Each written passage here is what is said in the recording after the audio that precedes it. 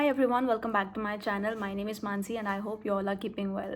In this video, we'll be talking about top advantages and top disadvantages of being a cabin crew according to my experience. So there are many advantages and many disadvantages of a job, any job. So let's get started. Okay, so एक minute. So let's get started with the advantages first because बुरे से क्यों start करना है, अच्छे से start करते हैं. सिर्फ 5 डिस्कस करेंगे, अदरवाइज वीडियो लंबी हो जाएगी. Okay, so let's get started. I have written it down, so I look down, so don't mind. Okay, so first advantage what I feel is, सबको पता है जो travelling, of course yes travelling. I mean 2.5 साल पहले मैंने सोचा नहीं था देहरादून में बैठ के मैं इतनी सारी प्लेसेस एक्सप्लोर कर पाऊँगी अपनी लाइफ में कभी.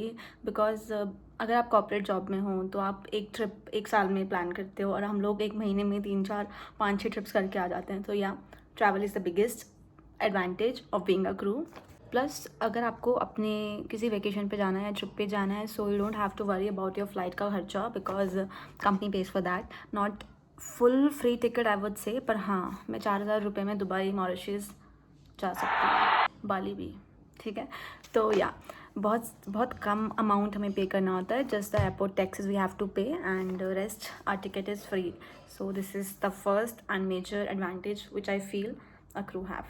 Wow! So let's move to the second advantage, which I feel is staying in 5-star hotels or luxurious hotels as an accommodation provided by the company itself. That food, other facilities provided by hotel is free for you, like gym, pool, spa on some discount, and sauna bath, steam bath, etc etc. So this is I feel कि second advantage होगा, because मैंने तो कभी सोचा नहीं था अपनी life में मैं से एन नंबर ऑफ टाइम्स इतने लग्जूरियस होटल्स पे जाऊँगी. ठीक है, इसके साथ मैं एक और चीज़ बोलूँगी, tickets sorry, pick and drop. ठीक है, so whenever you go from your home, a cab will be there to pick you up. Whenever you come from the airport after flight, cab will be there to drop you to the home.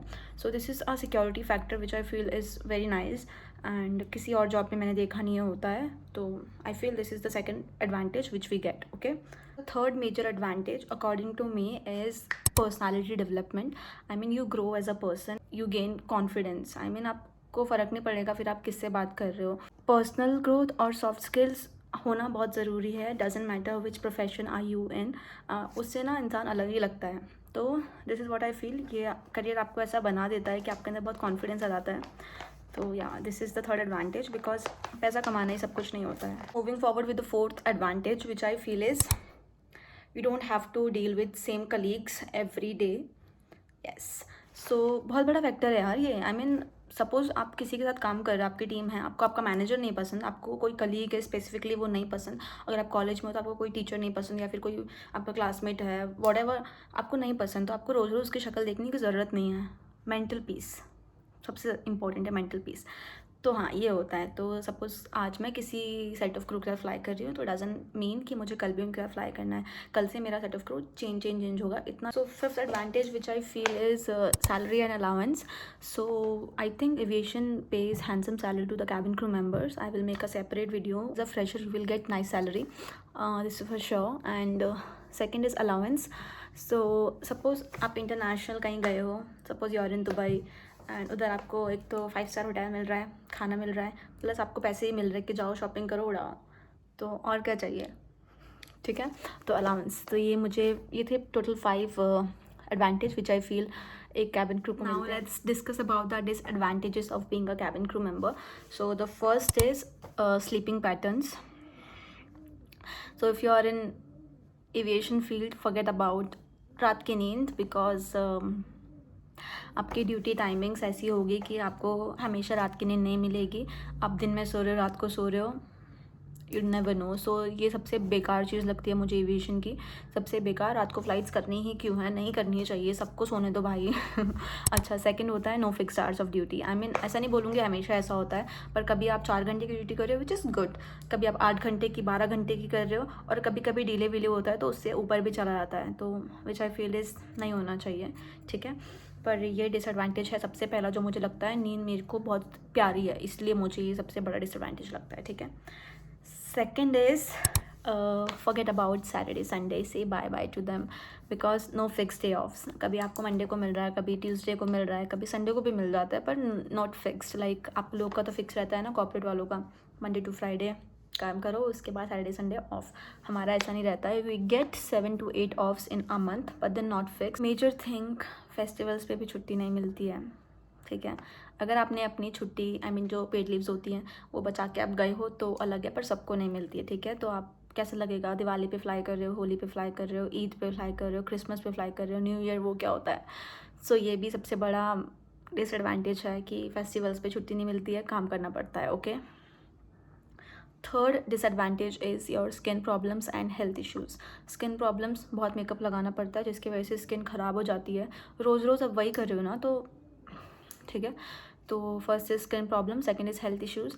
मतलब इतना hectic हो जाता है ना कभी कभी कि आपको याद भी नहीं रहता आपने खाना कब खाया था, खाना छोड़ो पानी कब पिया था, इतना डिहाइड्रेशन हो जाता है। प्लस आप एक प्रेशराइज कैबिन में हो, आर्टिफिशियल एनवायरनमेंट है, तो वो हेल्थ पे बहुत ज़्यादा अफेक्ट करता है। तो आई फील ये एक थर्ड मेजर डिसएडवांटेज है of being a cabin crew. आपकी हेल्थ और आपकी स्किन अगर अच्छी है तो ठीक है, नहीं है तो फिर छोड़ दो। ईटिंग हैबिट्स, आप खाना नहीं खाते हो, कभी 2 बजे खा रहे हो, कभी रात के 3 बजे खा रहे हो, कभी सुबह खा रहे हो, नहीं खा रहे हो, थक जाते हो, सोना होता है तो खाते भी नहीं हो। तो ये मुझे लगता है एक मेजर डिसएडवांटेज है। Fourth is growth and change. क्यों लिखा है मैंने, अच्छा समझ आ गया। सो ग्रोथ क्यों, ग्रोथ इसलिए बिकॉज इस फील्ड में प्रमोशन होना is like it takes years, okay. आपका फर्स्ट प्रमोशन होगा, आपको 2-2.5 साल 3 साल वेट करना पड़ेगा। सेकंड प्रमोशन के लिए तो भूल जाओ, सदियाँ लग जाएगी, ठीक है। तो ऐसा हो जाता है ना कि फ्रेशर को भी उतनी सैलरी मिल रही है और 3-4 साल एक्सपीरियंस को भी उतनी सैलरी मिल रही है, बस थोड़ी ज़्यादा मिलती होगी, थोड़ी सी, ज़्यादा नहीं, ठीक है।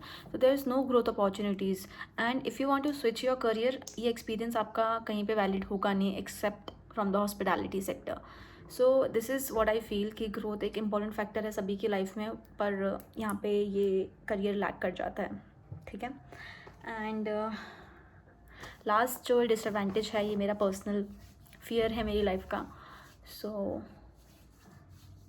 The fifth disadvantage of becoming a cabin crew is, according to me, crash.